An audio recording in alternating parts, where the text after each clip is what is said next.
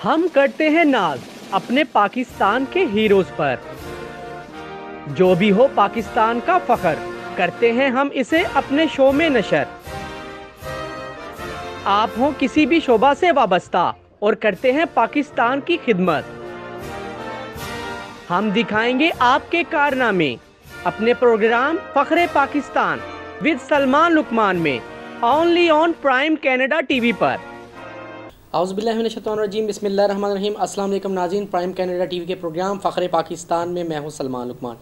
मौजूदा सियासी सूरत हाल हर एक के सामने है कि किस तरीके से जो है लॉन्ग मार्च किया जा रहा है। अपोजिशन की जानिब से जो तहरीक अदम एतमाद भी जमा करवा दी गई है, तो खान साहब किस तरीके से इसके साथ लड़ेंगे वो भी हम आपको बताएंगे। लेकिन आज हम प्रोग्राम में बात करेंगे पॉलिटिकल के हवाले से। तो आज हमारे जो गेस्ट हैं जनाब चौधरी वसीम ज़फ़र साहब, जिन्होंने पाकिस्तान तहरीक इंसाफ के साथ काफ़ी अर्सा गुजारा और इसके साथ साथ इमरान खान साहब के साथ भी इनके काफ़ी ज़्यादा अच्छे ताल्लुकात और उनके साथ भी उन्होंने काफ़ी ज़्यादा कदम से कदम मिलाकर चले हैं। सर बहुत बहुत शुक्रिया चौधरी वसीम साहब, आज आप प्रोग्राम का हिस्सा हैं। सर कैसे देख रहे हैं सियासी सूरत हाल आपके सामने है, अपोजिशन जमातें एक हो चुकी हैं और तहरीक अदम एतमाद जमा करवा दी है, तो इस पर आप क्या कहेंगे? बिस्मिल्लाहिर्रहमानिर्रहीम। सबसे पहले तो मैं आपका शुक्रिया अदा करता हूँ कि जब भी नाजुक हालात हुए हैं तो आपने हमारी आवाज़ जो है लोगों तक पहुँचाई है। तो आप पिछली दफ़ा जब लॉन्ग मार्च चल रहा था पीटीआई का, तो आप शायद एक इंटरव्यू मेरा लेकर गए थे। उसमें मैंने इन चीज़ों की निशानदेही की थी कि जब इलेक्टेबल्स को ढूंढा जा रहा था और एक साहिब पाकिस्तान से उठे और उन्होंने पार्टी पे कब्ज़ा करने की कोशिश की और इलेक्टेबल्स को वो ढूंढ रहे थे, उस वक्त हम बहुत चीखे चलाए थे। जितने नज़रियाती कारकुन हैं, मतलब कि पुराने 15-15, 20-20 साल साथ चलने वाले जो लोग थे, हम चीखते रहे कि हमने जद्दोजहद की है, हमने आपके लिए खून पसीना जवानी तालीम कारोबार सब कुछ कुर्बान किया है। तो ये इलेक्टेबल्स हैं, ये तो जब भी मंडी लगती है ये बिक जाते हैं। तो कायदे मोहतरम ने परवाह नहीं की उस वक्त, तो उन्होंने इलेक्टेबल्स को ले लिया। उसका सबसे पहला नुकसान ये हुआ कि इन लोगों से जो पब्लिक नफ़रत करती थी, इनके ख़िलाफ़ जिनके ख़िलाफ़ हम लड़ते थे हमेशा, जब उनको टिकट्स मिले तो लोगों ने को इस कदर उनको वोट नहीं दिए। जो लोग साफ़ सुथरे जिनको पीटीआई ने टिकट्स दिए थे, जो पीटीआई के नज़रियाती कारकुन थे, वो जब जीते हैं असम्बली में गए, वो आज भी खान साहब के साथ खड़े हैं।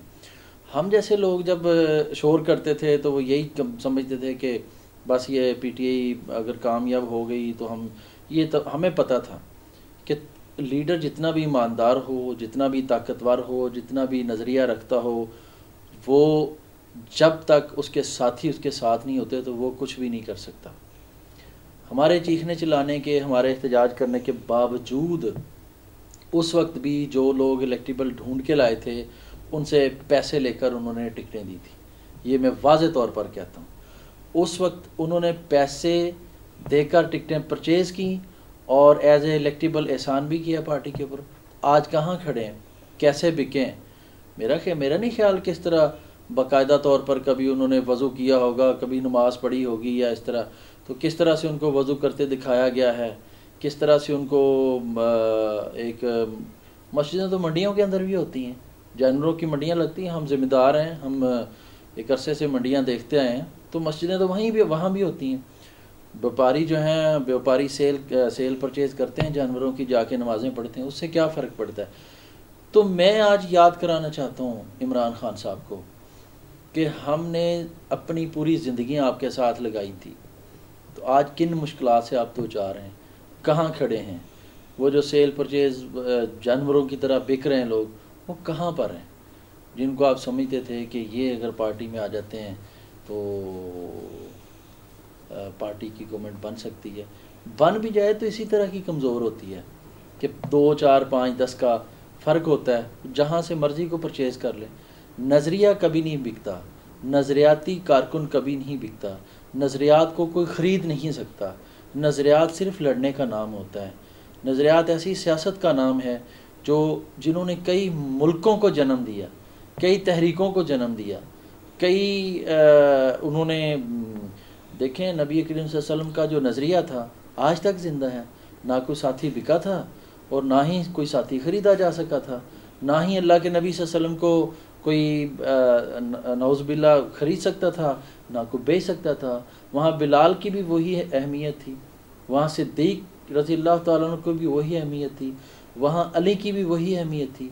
वहाँ अल्लाह के नबी ने ये नहीं कहा था कि अबू जहल को परचेज़ कर लेते हैं, फ़लाँ इलेक्टेबल है, फ़लाँ सरदार को ले आते हैं तो निज़ाम ठीक हो जाएगा। उन्हीं साथियों ने जो नज़रिए को लेकर चले थे उन्होंने ही मजबूत किया था। उसके बाद भी आज तक देख लें कि पूरी दुनिया के अंदर इस्लाम तो सब ये भी बताइएगा कि अभी आपने देखा कि तरीन ग्रुप की अभी आपके सामने काफ़ी ज़्यादा धूम है और इसके साथ साथ अलीम ख़ान भी शामिल हो गए हैं। अलीम ख़ान और तरीन ग्रुप ये वो चीज़ जो वो लोग हैं जिन्होंने पार्टी के लिए काफ़ी जद्दोजहद की है, पार्टी के मेन बंदे थे ये। तो इस पे आप क्या कहेंगे? अलीम ख़ान ने कहा जी मेरे साथ और मेरे वर्करों के साथ भी सलूक सही नहीं हुआ जिस तरीके से हमने मेहनत की, तो क्या कहते हैं इस हवाले से आप? देखें, अगर मेरिट पे बात की जाए तो मैं समझता हूँ कि ठीक कहते हैं कि वर्करों को जिस तरह से नज़रअंदाज कर दिया गया, जिस तरह से वर्करों के साथ ज़्यादती हुई। जब नून का दौर था तो यही सीएम हाउस था, एक गहमा गहमी थी, लोग आते थे जाते थे, काम होते थे।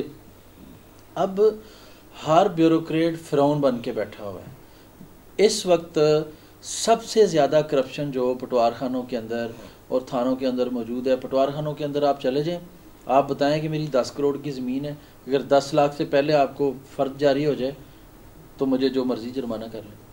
तो करप्शन जो है उस वक्त कंट्रोल थी। इस वक्त सरेआम जिस तरह के इलेक्टिबल्स बिक रहे हैं, यही वो लोग हैं जो अपने थानेदार, SHOs और जो पटवारी वगैरह लगवाते हैं।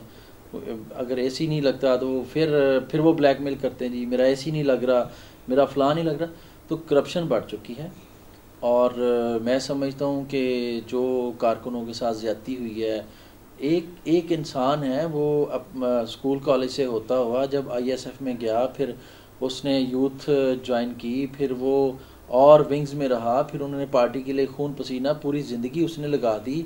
उसका मुस्तकबिल क्या है? क्या वो यूज़ करने के लिए नौजवान आए थे? फिर आ जाए जी, आपने जिनका नाम लिया, बड़ी मेहनत की अलीम ख़ान ने भी मेहनत की है। और तरीन साहब का तो इलेक्टिबल्स को लाने वाले वो थे, इलेक्टिबल्स को वो पसंद ही उनको थे। उन्होंने ही मशवरा दिया था कि इनको टिश्यू की तरह साफ़ करके साइड पे रख दें और इलेक्टिबल्स को लाएं, वो आपको जितवाएंगे। बेसिकली इसके पीछे और महरक़ात थे, उनको भेजा गया। अगर नज़रियाती कारकुन खान के साथ होंगे, कभी भी मर्ज़ी का कानून पास यानी हम नहीं रोक सकेंगे, लॉ पास होंगे, असम्बली के अंदर जितना कानून बनेगा उसमें ये ताकतवर होंगे, चोरों को हाथ डाल सकेंगे। तो पता था कि अगर इलेक्टिबल्स होंगे, जैसे ही खान साहब हाथ डालेंगे तो पीछे से हम इनको खसका के साइड पे कर देंगे, वो फिर कमज़ोर हो जाएंगे। तो ये बेसिकली इसकी डोरियां तो कहीं और जाके। अरे जो सब सरदार उस्मान बुज़दार के हवाले से कहा जा रहा है कि इनको CM का ओहदा जो है उसे रिज़ाइन देना चाहिए, परवेज़ लाही को CM आना चाहिए, जबकि काफ लीग भी कह रही है कि जी उनके जितने भी मेम्बरान हैं वो कहते हैं जी हुकूमत की कारकर्दगी सबके सामने, अवाम परेशान है, महंगाई कब कितनी ज़्यादा बढ़ गई है। जो चीज़ पहले 150 रुपये किलो थी वो 350-400 रुपये पे चली गई है। घी, आटा, चीनी, कोई भी चीज़ ले लें, पेट्रोल भी इतना महंगा हो गया। लेकिन खान साहब कहते हैं जी ये जो महंगाई है दूसरे ममालिक से पाकिस्तान में कम है। तो इस पर क्या कहेंगे आप? देखिए, बात यह है कि इस वक्त पूरी दुनिया में यही सिचुएशन है। आप अमेरिका चले जाएं, आप जहाँ मर्ज़ी चले जाएं, आप UK जाएं या दुनिया की किसी मुल्क में चले जाएं, हर मुल्क में जो अपोजिशन, हाँ महंगाई का रोना रोते हैं, है भी ऐसा, मगर उसको आप ये भी तो देखें ना कि कल एक गरीब आदमी अपनी भेड़ बकरियां, अपनी हर चीज़ घर बार बेच कर अपने गुर्दों का या अपने दिल का या अपनी किसी चीज़ का इलाज करवाता था। आज वही जाके एक ID कार्ड का नंबर देता है तो उस 10 लाख में उसका इलाज होता है। जो चीज़ें पॉजिटिव हैं उसको ये क्यों डिस्कस नहीं करते?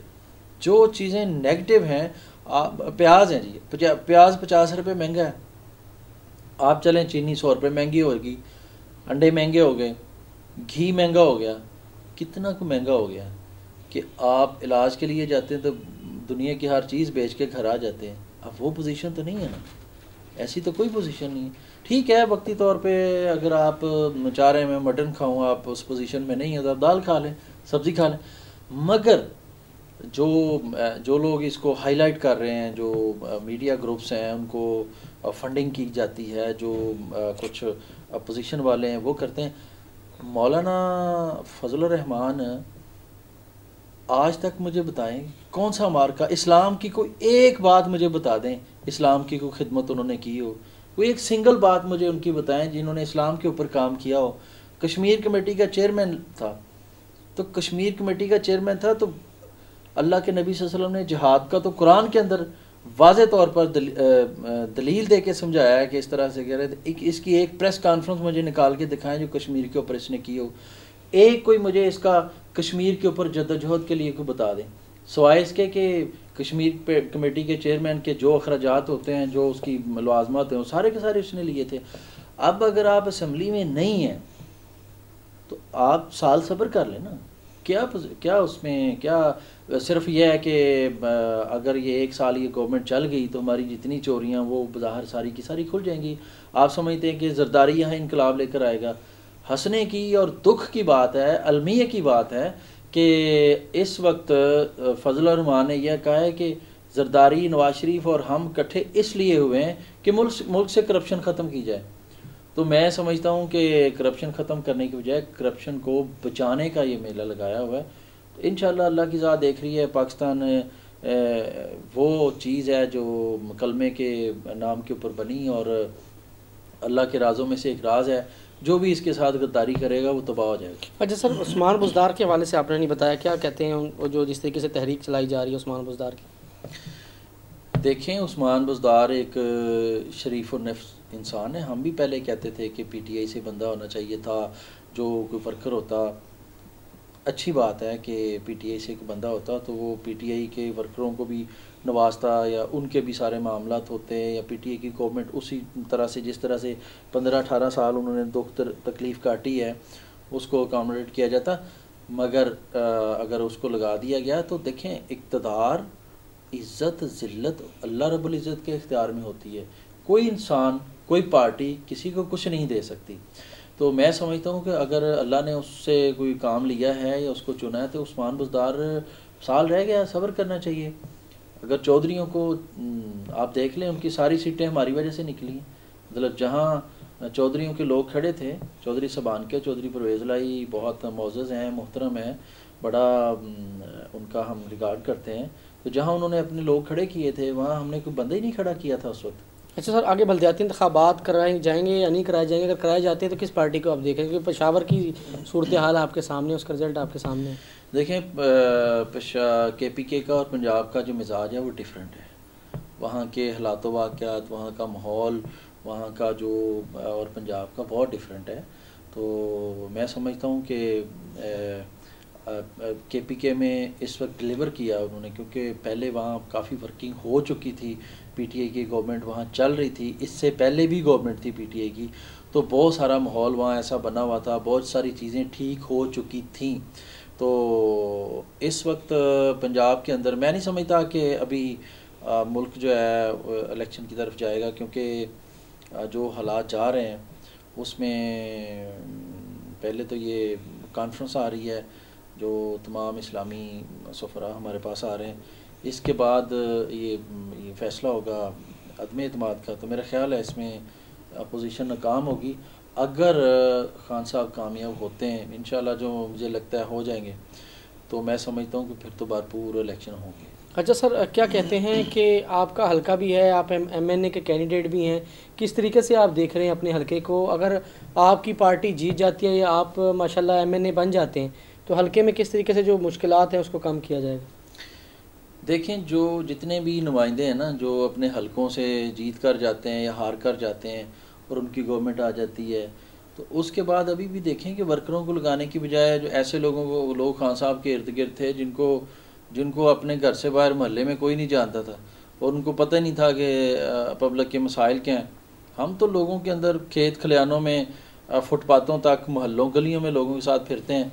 हमें पता है उनके क्या मसाइल हैं, गरीब के क्या हैं, उनकी तालीम के, सेहत के मामलात क्या हैं, किस तरह से। तो मैं समझता हूँ कि अगर मेरी हद तक आप बात करते हैं तो इंशाल्लाह अगर मैं कौमी असम्बली का इलेक्शन जीत गया तो अल्लाह को फजलो करम से, मैं तो अभी हारने के बावजूद भी मैंने लोगों की वो खिदमत की है कि मैंने अपने वहाँ पे जो थाना कचहरी कल्चर था, जो थानों के अंदर नाजायज़ FIRs लोगों के ऊपर होती थी, मैंने उस पर बहुत काम किया है। अब अल्लाह का शुक्र है कि मेरे हलके में कम से कम एक दफ़ा इंतज़ामिया या पुलिस ये सोचती है कि अब अगर हमने किसी पे नाजायज़ FIR दी तो उसका रिएक्शन आएगा। बहुत शुक्रिया जी। चौधरी वसीम ज़फ़र साहब हमारे साथ मौजूद थे, सियासी रहनुमा भी थे और इसके साथ साथ काफ़ी पुराना इनका तजर्बा भी है। उन्होंने आज प्रोग्राम फ़ख्र पाकिस्तान में अपना कीमती वक्त दिया और तहरीक अदम एतमाद के हवाले से भी बात की और इसके साथ साथ अपोजिशन किस तरीके से काम कर रही है, कामयाब होगी नाकाम होगी, उस हवाले से भी इन्होंने गुफ्तगू की। उम्मीद है आज का जो फ़ख्र पाकिस्तान प्रोग्राम है आपको पसंद आया होगा। इंशाल्लाह दोबारा दूसरे प्रोग्राम में हाजिर होंगे। तब तक देखते रहिएगा प्राइम कैनेडा TV फ़ख्र पाकिस्तान। मुझे और कैमरामैन मुमताज़ लाही को दीजिएगा इजाज़त। अल्लाह हाफिज़। हम करते हैं नाज अपने पाकिस्तान के हीरोज पर, जो भी हो पाकिस्तान का फख्र करते हैं हम इसे अपने शो में नशर। आप हो किसी भी शोबा से वाबस्ता और करते हैं पाकिस्तान की खिदमत, हम दिखाएंगे आपके कारनामे अपने प्रोग्राम फ़ख्र पाकिस्तान विद सलमान लुकमान में, only on prime Canada TV पर।